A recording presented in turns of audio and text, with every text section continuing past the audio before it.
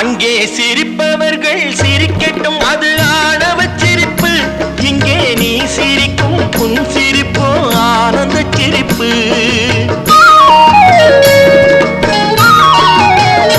அங்கே சிரிப்பவர்கள் சிரிக்கட்டும், அது ஆணவ சிரிப்பு.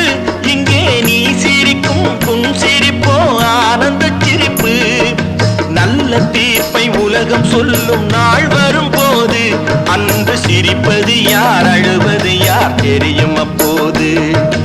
நல்ல தீர்ப்பை உலகம் சொல்லும் நாள் வரும்போது அன்று சிரிப்பது யார், அழுவது யார் தெரியும் அப்போது.